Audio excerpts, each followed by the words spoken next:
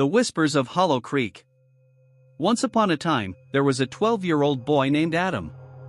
He lived in a small, quiet village surrounded by dense woods and a shallow creek called Hollow Creek. The village was peaceful, but it was also steeped in strange rumors that had been passed down for generations. One crisp autumn evening, Adam's curiosity got the better of him. He had heard stories from his friends about the woods, how strange sounds echoed from the trees after sunset, and how people who ventured too far never returned. His best friend, Charlie, often dared him to venture to Hollow Creek and explore the eerie woods, but Adam always declined, telling himself that the stories were just that, stories. But that night, something was different. It had rained heavily earlier, and a thick fog had settled over the village. Adam decided it was time to see for himself what lay beyond the tree-line.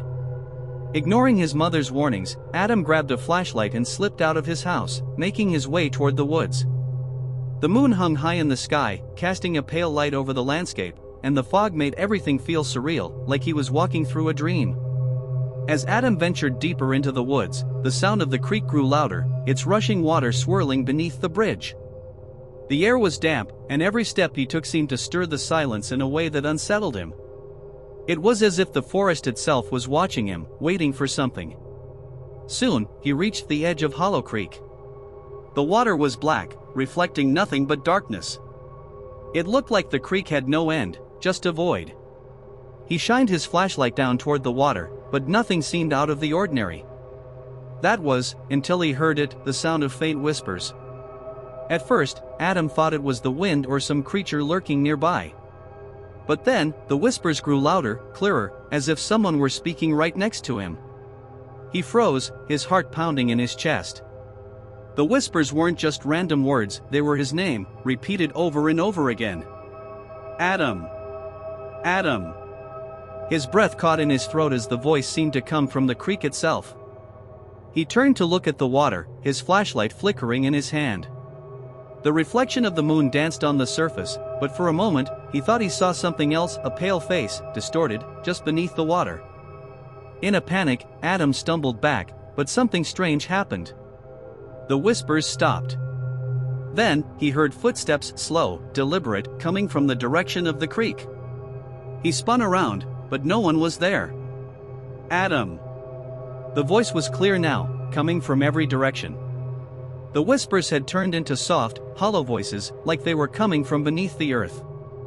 Adam's heart pounded in his chest as his eyes darted around the fog-shrouded woods. He was sure someone, or something, was watching him. Suddenly, the flashlight went out. Panicking, Adam tried to turn it back on, but it wouldn't work. The air grew heavier, thick with dread.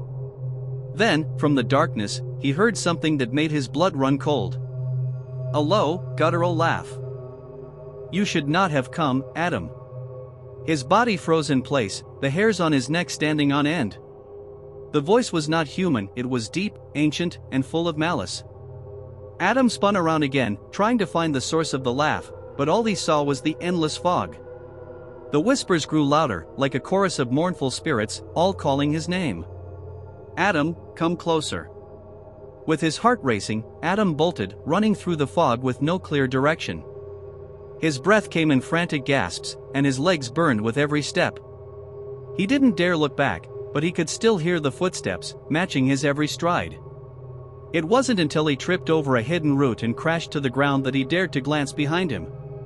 The fog was swirling, and in the distance, he thought he saw shapes, figures, standing just beyond the reach of his flashlight. But when he looked directly at them, they were gone. Adam scrambled to his feet and ran faster, feeling the cold breath of the forest on his neck. The whispers followed him, growing louder, more frantic, as if urging him toward something terrible. Finally, he burst through the edge of the woods and back into the village. His breath came in ragged gasps, and he collapsed in the middle of the street, trembling. The fog had lifted, and everything seemed eerily quiet, but the feeling of being hunted lingered. He looked around, but no one was in sight. The village looked as if it had never changed, but Adam could no longer shake the feeling that something had followed him. Later that night, when Adam was lying in bed, trying to shake off the terror of what he had experienced, he heard it again. Adam. It was a whisper, but this time it was not coming from outside. It came from underneath his bed. His eyes widened in terror, and slowly, he mustered the courage to look. There was nothing there. But in the silence, he heard one final whisper, cold and full of warning. "We are always here, waiting." Adam never went near Hollow Creek again. And to this day, he says he can hear the whispers when the wind picks up at night, calling his name from deep in the woods. Some nights, he swears he feels something just beneath the floorboards, breathing, waiting. And every now and then, when the fog rolls in, Adam hears footsteps, slow and deliberate, following him wherever he goes.